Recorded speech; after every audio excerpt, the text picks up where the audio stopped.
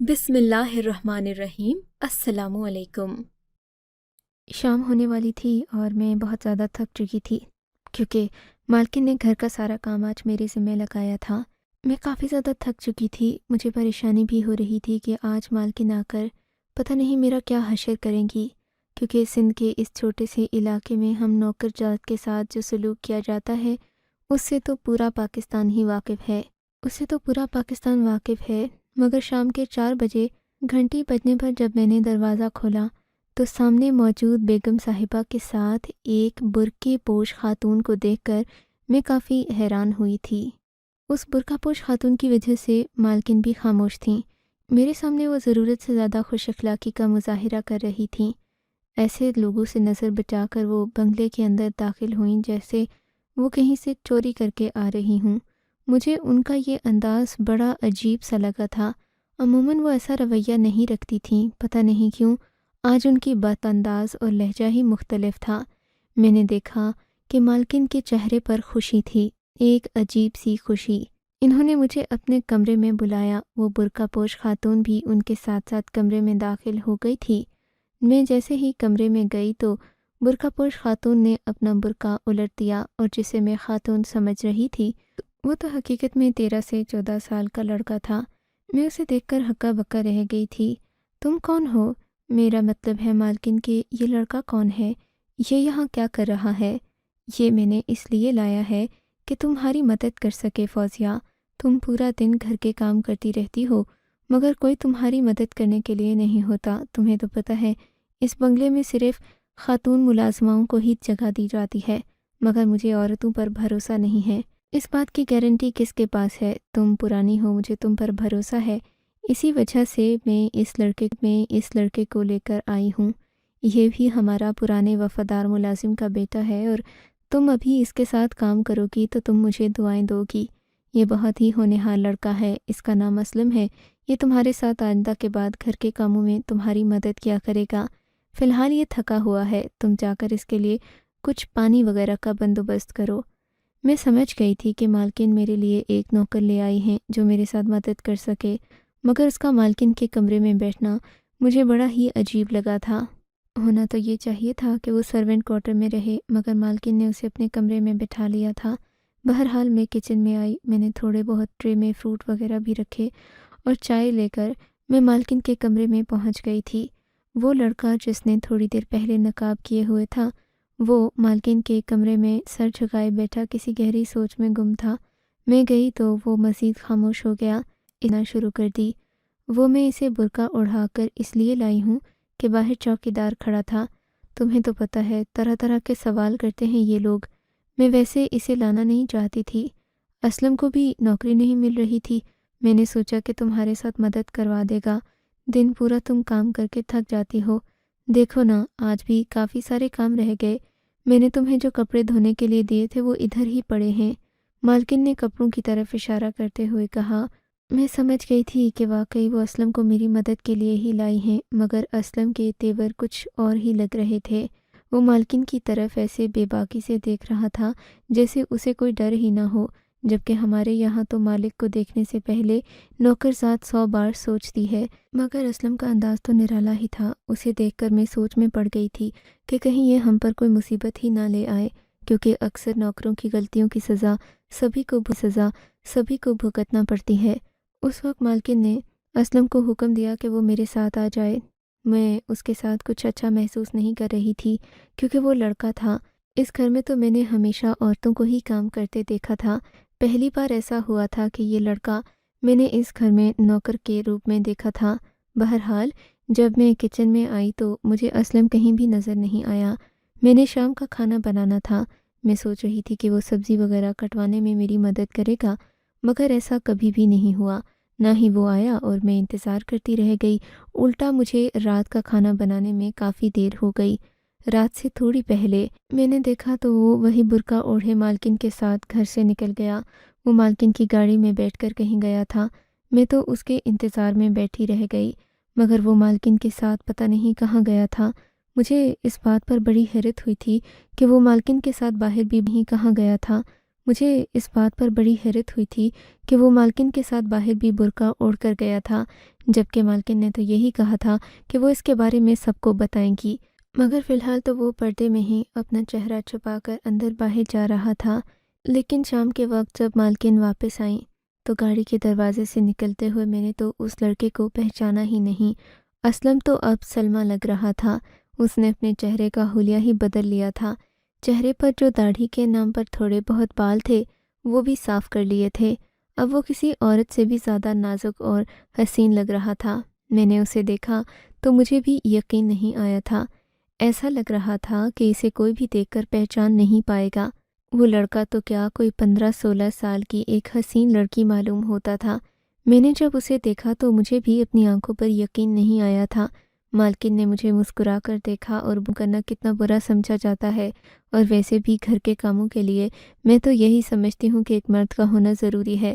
تم لڑکی ہو، بلکہ چھوٹی بچی ہو، تم کب تک بھاری چیزیں گھسیٹو گی، فریج ادھر سے ادھر کرو گی، صوفے اور برتن وغیرہ صاف کرو گی؟ اس سے اچھا ہے کہ تم اس کا فائدہ اٹھاؤ۔ یہ ہٹا کٹا گبرو جوان ہے، لیکن بس اس کے حلیے پہ مت جانا تم۔ اب سے یہ اسلم نہیں، صاحب کے سامنے میں اسے سلمہ کہوں گی تاکہ کسی کو شک نہ ہو کہ یہ اسلم ہے۔ اسلم جاؤ، اب سے تم اس کے ساتھ گھر کے سارے کام کرواؤ گے۔ مالکن کی باتیں اور میرے ساتھ ہمدردی تو مجھے سمجھ آ رہی تھی، مگر اسلم کو اتنی خاص عزت اور اہمیت دینا میری سمجھ سے باہر تھا۔ اگر وہ ان کا کوئی ہم عمر ہوتا تو میں عشق معشوقی کے بارے میں بھی سوچ سکتی تھی کہ شاید ان کا کوئی اپنا مقصد اور مطلب ہوگا، مگر یہ تو مالکن سے عمر میں بھی بہت چھوٹا تھا اور تھا بھی غریب گھرانے کا۔ بھلا اسے مالکن سے کیا مطلب ہو سکتا تھا؟ اس لیے میں نے سوچا کہ اب میں اپنی مالکن پر شک کرنے کی بجائے اسلم سے فائدہ اٹھانے کی کوشش کروں گی، مگر اس کی نظروں میں میرے لیے مجھے ہمیشہ فطور ہی نظر آتا تھا۔ اسلم سلیمہ کے روپ میں جب کچن میں آیا، میں نے سوچا تھا کہ وہ میری مدد کرے گا۔ میں نے اس سے کہا کہ تم یہ سبزی کاٹو، مگر اس نے تو سبزی کاٹنے کی بجائے مجھے گھونا شروع کر دیا۔ مجھے اس کی نظروں کے حصار میں قید ہونا بہت عجیب سا لگ رہا تھا۔ اگر میں اس کے اصل روپ سے واقف نہ ہوتی تو شاید مجھے کوئی فرق نہ پڑتا، مگر میں اس کا اصل مرد والا روپ دیکھ چکی تھی۔ اب مجھے اس کا اپنی طرف دیکھنا بہت برا لگ رہا تھا۔ میں نے اس سے صاف صاف کہہ دیا کہ مجھے تمہارا یوں دیکھنا اچھا نہیں لگ رہا۔ عورت چاہے کتنی ہی جاہل اور بے وقوف کیوں نہ ہو، ایک مرد کی نگاہوں کی تپش کو وہ سمجھ ہی لیتی ہے، اور مجھے بھی اس لڑکے کی نظریں کچھ ٹھیک نہیں لگ رہی تھیں، مگر اسے میری بات کا کوئی اثر نہیں ہوا۔ کہنے لگا کہ چلو تم چائے بنا لو، میں جا کر مالکن کو دے آتا ہوں، اس کے بعد آ کر تمہارے ساتھ کام کروا دوں گا۔ میں نے اسے جلدی سے چائے بنا کر دی۔ یہ رات کے 10 بجے تھے، آج مالک نے بھی گھر نہیں آنا تھا۔ عام دنوں میں تو میں ہی مالکن کو چائے دینے جاتی تھی، اس دن بھی میں نے ایسا ہی کیا، چائے کی ٹرے اٹھائی اور مالکن کے کمرے کی طرف چل پڑی، مگر چائے دینے کے لیے گئی تو مالکن نے مجھے ایک عجیب بات کہی، بولی کہ تمہیں تو پتہ ہے کہ اسلم لڑکا ہے، گھر کے باقی کام اس سے ہوتے نہیں، کم از کم چائے دینے کے لیے اسے بھیجا کرو، تمہیں بھی تو اس کی موجودگی کا کوئی نہ کوئی فائدہ ہونا چاہیے، چلنے پھرنے والے، صفائی والے سارے کام اسی سے کروایا کرو، اور ہاں آج کے بعد چائے لے کر میرے کمرے میں اسلم ہی آئے گا، تمہیں یہ زحمت کرنے کی ضرورت نہیں ہے۔ مالکن کی بات سن کر مجھے تو اب باقاعدہ ان کے کردار پر شک ہونے لگا تھا۔ کوئی بھی عورت یہ کیوں چاہے گی کہ ایک نوکرانی مالکن میں ہی خرابی لگ رہی تھی مجھے، لیکن میں ان کے سامنے اس بات کا اظہار تو دور، انہیں اس بات کی بھنک بھی نہیں پڑنے دینا چاہتی تھی۔ میں نے ان سے کہا کہ آئندہ کے بعد انہیں چائے دینے کے لیے اسلم ہی آئے گا۔ جب میں مالکن کے کمرے سے واپس آئی تو کچن میں اسلم پہلے جیسی گھٹیا نگاہوں کو لیے میرے سامنے کھڑا تھا۔ میں سمجھ گئی تھی کہ اب یہ میرے ساتھ پھر سے وہی چکر کرے گا۔ مجھے اس سے نفرت ہو رہی تھی، مگر میں نے خاموش رہنے میں ہی بہتری جانی۔ اسلم مجھے ایسے گھور رہا تھا جیسے اس نے پہلی بار کسی عورت کو دیکھا ہو۔ وہ بار بار میرے قریب آنے کی کوشش کرتا تو مجھے اس سے اور نفرت ہوتی، مگر میں مالکن سے بھی کچھ نہیں کہہ سکتی تھی۔ مجھے اندازہ ہو چکا تھا کہ مالکن اسلم کے لیے کتنی ہمدردی محسوس کرتی ہیں، انہیں کسی بھی طور پر اسلم کے بارے میں کوئی بری بات سننا قبول نہیں ہے۔ مجھے اس بات کا اندازہ تھا، اسی لیے میں نے چپ رہنے میں عافیت جانی تھی۔ زندگی انسان کو بعض اوقات ایسے موڑ پر لے آتی ہے کہ وہ بہت زیادہ حالات سے بھی مجبور ہو جاتا ہے۔ اس وقت میں اگر کوئی اور لڑکا ہوتا تو شاید اس کے منہ پر تمانچہ مار دیتی، مگر یہ مالکن کا چہیتا نوکر تھا، اسی لیے میں نے خاموشی اختیار کر لی۔ مگر اسلم کو بھی شے مل گئی تھی۔ عورت اگر ایک مرد کے مقابلے میں خاموش ہو جائے تو اس کے ارادے مزید بے لگام ہو جاتے ہیں، اور اسلم کے ساتھ بھی ایسا ہی ہو رہا تھا۔ اس کے جذبات منہ زور ہو رہے تھے اور مجھے شاید اسے تنگ کر کے اچھا لگ رہا تھا۔ میں اپنے کوارٹر کی طرف جلدی ہی بڑھ گئی تھی کیونکہ رات کے 10 بج گئے تھے، اور ویسے تو میں 12 بجے تک کام کرتی رہتی تھی، مگر اسلم کی موجودگی میں مجھے کام کرنا بہت عجیب لگ رہا تھا۔ وہ مجھے ایسے دیکھتا جیسے میں کوئی گوشت کا ٹکڑا ہوں اور وہ کوئی گدھ ہے۔ میں نے چپ چاپ اپنے کوارٹر کی راہ لی۔ کوارٹر کے دروازے پر جا کر مجھے اندازہ ہوا کہ دروازہ تو اندر سے بند ہی نہیں ہو رہا۔ آج مجھے اپنا آپ معمول سے زیادہ غیر محفوظ لگ رہا تھا۔ میں نے اندر سے دیکھا تو کنڈی دروازے کی، مگر ایسا لگتا تھا جیسے اسلم نے یہ سب کچھ جان بوجھ کر کیا ہو۔ کنڈی خراب کرنے کا مقصد تو ایک ہی تھا کہ رات کے کسی بھی پہر وہ میرے کمرے پر حملہ کر سکے، مگر میں بھی اتنی بے وقوف نہیں تھی۔ میں نے کوارٹر میں اندر ایک بھاری صندوق رکھا ہوا تھا۔ وہ بہت بھاری تھا، اس لیے میں سوچنے لگی کہ میں پہلے صندوق کو خالی کروں، پھر اسے دروازے کے آگے رکھوں اور پھر اس میں باقی کا وزن بھر دوں، تاکہ اسلم تو کیا، اسلم جیسا کوئی بھی بدنیت شخص میرے کمرے کے اندر داخل نہ ہو سکے، کیونکہ ہمارے علاقوں میں عورت کے ساتھ کوئی ظلم ہو جائے تو اس کا الزام بھی عورت کے اوپر ہی آتا ہے۔ لوگ تو یہی سمجھتے ہیں کہ خرابی اسی عورت کے اندر تھی، ورنہ اس عورت کے ساتھ اتنا بڑا حادثہ نہ ہوتا۔ یہ بات مجھے اچھی طرح سے پتہ تھی، اسی لیے میں نے خاموشی اختیار کر لی۔ میں خاموشی سے اس صندوق سے کپڑے نکال ہی رہی تھی کہ کمرے کے دروازے پر مجھے عجیب سی کھٹ پٹ کا احساس ہوا۔ پھر وہی ہوا جس کا مجھے ڈر تھا۔ میں نے دیکھا کہ اسلم میاں وہاں کھڑے اپنی بری نیت کا پتہ اپنی نگاہوں سے دے رہے تھے۔ اس میں ذرا بھی شرم و حیا نہ تھی۔ صندوق کو دھکیلتا وہ کمرے کے اندر داخل ہو گیا۔ اس سے پہلے کہ وہ میری طرف بڑھتا، میں نے ایک چیخ ماری اور وہاں سے باہر نکل گئی۔ شاید اسے بھی اندازہ ہو چکا تھا کہ میں اس کے خلاف کسی بھی حد تک جا سکتی ہوں، مگر اس کے برے ارادوں سے باز آنے کی کوئی نیت نہیں تھی۔ دن رات کا تنگ کرنا اسلم کا معمول بن چکا تھا۔ میں نے بھی انتقام لینے کی ٹھان لی تھی۔ میرا انتقام بہت سخت اور برا ہونے والا تھا، کیونکہ اسلم تو یہاں ایک بہروپیے کے روپ میں موجود تھا۔ کسی بھی وقت اگر پکڑا جاتا تو مالک اس کے لیے بہت بڑی مصیبت کا اعلان کر دیتے۔ سزا ہوتی اس کو کہ وہ زنان خانے میں عورت کے روپ میں کیا کر رہا ہے، مگر ایسا کرنے کی صورت میں مالکن کے غصے کا مجھے بہت اچھے سے اندازہ تھا۔ سو میں نے سوچ لیا کہ میں کچھ ایسا کروں گی جس سے سانپ بھی مر جائے اور لاٹھی بھی نہ ٹوٹے۔ میں نے اسلم کے ساتھ جنگ کرنے کا اعلان تو نہیں کرنا تھا، لیکن اسے ایک طریقے سے راستے سے ضرور ہٹانا تھا۔ اسلم کی عادت تھی کہ رات کو 10 بجے کے قریب مالک کے آنے سے پہلے وہ مالکن کے کمرے میں جاتا اور اس کے ہاتھ میں چائے کی ٹرے بھی ہوتی تھی۔ لیکن اسلم یہ نہیں جانتا تھا کہ مجھے اس حویلی کے جتنے معاملات کے بارے میں پتہ ہے، اتنی باتوں کے بارے میں وہ نہیں جانتا۔ مالک کے آنے کا وقت ہوتا تو وہ گاڑی سے ہارن دیتے تھے، چوکیدار دروازہ کھولتا اور اسلم پتہ نہیں کہاں غائب ہو جاتا تھا۔ اس کے بعد وہ رات کے پچھلے پہر بنگلے میں دندناتا پھرتا تھا جب کوئی بھی جاگ نہ رہا ہوتا۔ عموماً وہ مجھے تنگ کرنے کے لیے سرونٹ کوارٹر کی طرف بھی آتا تھا، اور میں کنڈی خراب ہونے کی وجہ سے پوری رات ٹھیک سے سو بھی نہیں سکتی تھی۔ صندوق کو کپڑوں سے ہر روز بھرتی اور خالی کرتی، مگر آج جو منصوبہ میں نے تیار کر رکھا تھا وہ تو اسلم کے وہم و گمان میں بھی نہیں تھا۔ مگر آج میں نے میٹھے لہجے میں اس سے بات کی، کہا کہ اسلم، تم تو اچھے خاصے مرد ہو، خواہ تم نے عورتوں والا حلیہ بنا رکھا ہے۔ انسان بنو، تمہیں کیا ضرورت ہے ہر وقت کا یہ دوپٹہ اور چادر کرنے کی؟ آج تو مالک بھی گھر پہ نہیں ہے، تم مردانہ لباس پہنو، تم اسی میں اچھے لگتے ہو، اور ویسے بھی چوکیدار تو دروازے پر ہوتا ہے، اسے کیا پتا کہ اندر کیا ہو رہا ہے؟ چوکیدار کو تو اندر آنے کی اجازت ہی نہیں۔ تم مالکن کے کمرے میں جاؤ گے تو انہیں آج خوشی ملے گی تمہیں اس طرح دیکھ کر۔ جاؤ، شاباش، چائے لے کر جا ہی رہے ہو تو کم از کم کپڑے اچھے پہن کر جاؤ۔ مالکن بھی روز تمہیں اس زنانہ ہیجڑوں والے حلیے میں دیکھ دیکھ کر تنگ آ چکی ہوں گی۔ میری باتوں سے اسلم کو بڑا جوش ملا۔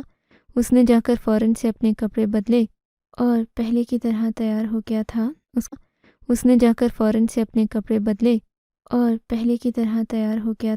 اس کا روپ مکمل طور پر بدل چکا تھا۔ میں نے اسے دیکھا تو دل ہی دل میں اپنے منصوبے کو داد دینے لگی تھی۔ آج جو کچھ ہونے والا تھا اس کے وہم و گمان میں بھی نہیں تھا، اور اسے ہمیشہ کے لیے تباہ کرنے کے لیے بھی کافی تھا۔ میں نے خوشی خوشی اسے چائے والی ٹرے پکڑا دی تھی۔ وہ چائے والی ٹرے پکڑ کر مالکن کے کمرے کی طرف چلا گیا۔ بے صبری سے میں مالک کے آنے کا انتظار کرنے لگی۔ زیادہ دیر نہیں تھی، 5-6 منٹ میں گھر کے دروازے کو میں نے ایسے کھول دیا کہ مالک کے ہارن بجانے سے پہلے ہی گھر کا دروازہ انہیں کھلا مل گیا۔ میں سامنے ہی کھڑی تھی، مجھے تو وہ بہت پہلے سے جانتے تھے۔ میں یہاں خاندانی نوکرانی تھی، اسی لیے مجھے وہ ہمیشہ دیکھ کر خوش ہی ہوتے تھے۔ آج جب میں نے دیکھا کہ مالک گھر آ چکے ہیں تو میں نے انہیں روکنے کی بجائے سیدھا کہا۔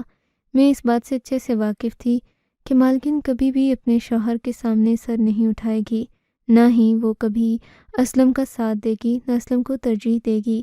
پھر وہی ہوا جو میں نے منصوبہ بنایا تھا، جیسے میں نے سوچا تھا سب کچھ ویسا ہی ہو رہا تھا۔ مالکن کے کمرے سے چیخوں کی آواز آنے لگی تھی۔ مالکن رونے لگی۔ اس کے چیخنے کی آواز سن کر میں بھی ادھر چلی گئی تھی۔ میں تو اسی انتظار میں تھی کہ کب اسلم کے اس سین کا خاتمہ ہوتا ہے اور میں بھی اس کا تماشا دیکھوں۔ دن رات وہ جو مجھے تنگ کرتا تھا، میں آج اس کا حشر دیکھنا چاہتی تھی۔ میں نے دیکھا مالکن چور چور چلا رہی تھی۔ مالک بھی حیران پریشان کھڑے تھے۔ یہ لڑکا چور ہے، پتہ نہیں کہاں سے آ گیا، اسی نے بلایا ہے۔ مالکن میری طرف اشارہ کر کے بولی تو میں نے نفی میں سر ہلا دیا۔ نہیں مالک، میں اسے جانتی بھی نہیں ہوں۔ اب چاہے مجھ سے جو بھی قسم دے دیں، تمہارا کیا خیال ہے؟ کہنا کہ میری بیوی اور تمہاری مالکن جھوٹ بول رہی ہے، اسے کیا ضرورت ہے تمہارے سامنے جھوٹ بولنے کی؟ یقیناً یہ لڑکا تم سے ملاقات کرنے کے چکر میں ہی یہاں تک پہنچا ہے۔ مجھے تم سے یہ امید نہیں تھی۔ تمہارا باپ تو بہت شریف تھا، اس نے 25 سال ہماری نوکری کی، اور تمہاری ماں نے بھی کبھی شکایت کا موقع نہیں دیا، مگر تم ہو کہ تم نے تو اپنی محبت اور بے لگام جذبات کی وجہ سے ہمیں کہیں کا نہیں چھوڑا۔ لوگ کیا کہیں گے؟ اگر اس لڑکے کو آتے کوئی اور دیکھ لیتا تو پتہ نہیں ہمارے بارے میں کیا سوچتا۔ دیکھو تو اس کی عمر بھی تم جتنی ہے، یقیناً یہ تمہارے کہنے پر ہی یہاں آیا ہوگا۔ اب میں تمہیں ایسی سزا سناؤں گا کہ تم نے زندگی میں کبھی محبت کرنے کے بارے میں دوبارہ سوچنے کا خیال بھی نہیں آئے گا۔ میں اپنے مالک کی طرف حیرت سے دیکھ رہی تھی۔ جو چال میں نے چلی تھی وہ تو مجھ پر ہی الٹی پڑ گئی تھی۔ مالکن تو ایسے مطمئن کھڑی تھی جیسے اس کی نظر میں کچھ ہوا ہی نہ ہو، پر جب مالک نے اسلم کے لیے سزا سنائی تو مالکن کے چہرے کا بھی رنگ اڑ گیا۔ مالک نے حکم دے دیا کہ اسلم کو زندہ اسی گھر کے صحن میں دفنا دیا جائے اور دوبارہ کبھی اس گھر میں اس کا ذکر بھی نہ ہو۔ انہوں نے ساتھ میں یہ بھی سزا سنا دی کہ تم آئندہ کے بعد اس بنگلے سے نہ ہی باہر جاؤ گی اور نہ ہی کسی سے بات کرو گی، اپنے کوارٹر تک محدود رہو گی، اپنی مالکن کی خدمت تک ہی رہو گی، گھر سے باہر جانا ہمیشہ ہمیشہ کے لیے بند ہے۔ اس اعلان نے جہاں مجھے پریشان کر دیا تھا، وہیں مالکن کے بھی ہوش اڑا کر رکھ دیے تھے۔ مالکن مجبور ہو گئی تھی کیونکہ وہ تو اس لڑکے کو پہچاننے سے ہی انکار کر چکی تھیں۔ وہ تو اب اپنے شوہر کے سامنے اس بات سے انکار بھی نہیں کر سکتی تھیں۔ میں نے بھی ان کی طرف دیکھا تو ان کی تو جیسے مالک نے اپنے ارادے پر عمل کرنے سے گریز نہیں کیا، نہ ہی ہچکچائے تھے۔ انہوں نے قبر سچ مچ کھودنے کا حکم دے دیا۔ مالکن نے انہیں ہلکے انداز میں سمجھانے کی کوشش بھی کی کہ یہ چور ہے، اسے جانے دیجیے، ہمیں اس کے لیے اپنے محل میں ایک قبرستان بنانے کی کیا ضرورت ہے، مگر مالک بضد تھا کہ میں اسے زندہ دفنا کر رہوں گا۔ اس نے ہمارے خاندان کی عزت پر حملہ کرنے کی کوشش کی ہے۔ میں کبھی بھی ایسا مجرم چھوڑے جانے کے قابل نہیں ہوتا۔ مالک کی صفاقی دیکھ کر مجھے بھی ڈر لگ رہا تھا۔ میں نے بھی اپنے دفاع میں ایک لفظ نہیں بولا، ورنہ شاید انہیں یہ لگتا کہ میں واقعی میں اس لڑکے میں کوئی دلچسپی رکھتی ہوں۔ میں اگرچہ اسلم سے نفرت کرتی تھی، مگر اتنی نہیں کہ اسے قبر تک ہی پہنچانے کا خیال کروں۔ خیر، مالک نے اپنی سزا پر عمل کیا۔ ان کے حکم پر فوری عمل کیا گیا تھا۔ ایک قبر صحن میں کھودی گئی اور بیچارے اسلم کو اس میں لٹا کر اوپر سے مٹی ڈال دی گئی۔ مجھے تو یہ سب کچھ دیکھ کر بہت عجیب لگ رہا تھا۔ مجھے رونا بھی آ رہا تھا کہ میری وجہ سے ایک شخص کی جان اتنے بھیانک طریقے سے لی جا رہی ہے۔ قبر کھود دینے کے بعد اسلم کو تیار کیا گیا۔ اسلم کو اس میں لٹانے لگے تو مالکن چیخ پڑی۔ رو رو کر اس کا برا حال ہو گیا تھا۔ سب کی نظریں مالکن پر جا لگی تھیں۔ کسی کے تو وہم و گمان میں بھی نہیں تھا کہ اسلم کے قبر میں زندہ دفنائے جانے پر مالکن اتنا برا حال کر لے گی مالکن کے اپنے جذبات اس کے قابو میں نہ رہے۔ وہ بھاگتی ہوئی آئی اور اسلم کو پکڑ کر اپنے ساتھ لگا لیا۔ وہ اسلم کو گلے لگائے بری طرح سے رونے لگی تھی۔ مالکن کے شوہر کی آنکھوں میں خون اتر آیا۔ اس سے پہلے کہ وہ اس کی جان لیتا، مالکن اس کے پاؤں میں پڑ گئی۔ مالک کے آگے ہاتھ جوڑے اور بولی، خدا کے لیے مجھے معاف کر دیں۔ اس کے پاؤں میں پڑ گئی۔ مالک کے آگے ہاتھ جوڑے اور بولی، خدا کے لیے مجھے معاف کر دیں۔ ایسا مت کریں جو کچھ آپ کرنے جا رہے ہیں۔ یہ لڑکا کوئی مجرم نہیں ہے۔ اسے میں ہی اس گھر میں لائی تھی، پر جیسا آپ سمجھ رہے ہیں ویسا بالکل بھی نہیں ہے۔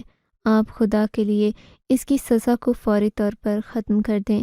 میں آپ کو ساری بات سچ سچ بتانے کے لیے تیار ہوں۔ مالک ہکا بکا سب کو دیکھ رہے تھے۔ انہیں سمجھ نہیں آ رہا تھا کہ ہوا کیا ہے۔ لڑکے کو گلے لگانے کا جہاں تک تعلق تھا تو ظاہر ہے مالکن کسی غیر محرم کو اپنے شوہر کے سامنے گلے تو نہیں لگا سکتی تھی۔ مجھے ایسا لگ رہا تھا جیسے کہ وہ مالکن کا کوئی پسندیدہ یا پھر قریبی شخص ہے۔ تبھی مالکن نے جو بات بتائی اس نے میرے بھی ہوش اڑا دیے۔ مالکن نے مالک کے سامنے اعتراف کر دیا تھا، اعتراف جرم بھی اور اعتراف چوری بھی۔ میں آپ کے سامنے ہاتھ جوڑ کر یہاں پر اور کسی مقصد کے تحت نہیں لائی تھی، بس اپنی عزت اور اپنا بھرم قائم رکھنا چاہتی تھی۔ میری اماں مجھے روز ہی کہتی تھی کہ تم کوئی نہ کوئی چیز ہمارے گھر کی طرف بھی بھجوا دیا کرو۔ میں اپنی اماں کے گھر کوئی بھی چیز بھجواتی تو مجھے اپنا آپ کم محسوس ہوتا۔ آپ نے مجھ سے شادی کر کے مجھ پر بہت بڑا احسان کیا ہے کہ مجھے اس محل میں رہنے کے لیے جگہ دی، اپنی زندگی میں شامل کیا، پر میں اپنے ماں باپ کو بھول نہیں سکتی۔ میرے ماں باپ بھی اپنی غربت کی وجہ سے تنگ ہیں۔ میں انہیں یہاں سے چیزیں بھجواتی ہوں۔ اسی مقصد کے لیے میں نے اسلم کو یہاں رکھا۔ اسلم نے جو کچھ بھی کیا میں اس سب سے باخبر ہوں۔ میں جانتی ہوں کہ اسلم اچھے کردار کا مالک نہیں ہے، مگر خدا کے لیے اسے میری غربت کی نشانی سمجھ کر چھوڑ دیں۔ اگر آپ اسے کچھ کہیں گے تو میرے ماں باپ جیتے جی مر جائیں گے۔ مالک کا غصہ بھی ٹھنڈا ہو چکا تھا، کیونکہ اسلم کے بارے میں جو خیال پہلے ان کے ذہن میں آیا تھا وہ غلط ثابت ہو چکا تھا۔ مالک کے لیے اپنی انا کی قربانی دینا کوئی بڑی بات نہیں تھی، مگر اپنی غیرت پر تو کوئی بھی مرد سمجھوتا نہیں کرتا۔ بس اسی وجہ سے انہوں نے اسلم کو وہاں سے جانے کا کہہ دیا، اجازت بھی دی، باعزت اسے اپنے گھر میں بٹھایا اور اپنی بیوی سے بھی یہی کہا کہ تمہیں اتنا بڑا قدم اٹھانے کی ضرورت نہیں تھی۔ ایک شوہر کے مال پر بیوی کا حق سب سے زیادہ ہوتا ہے۔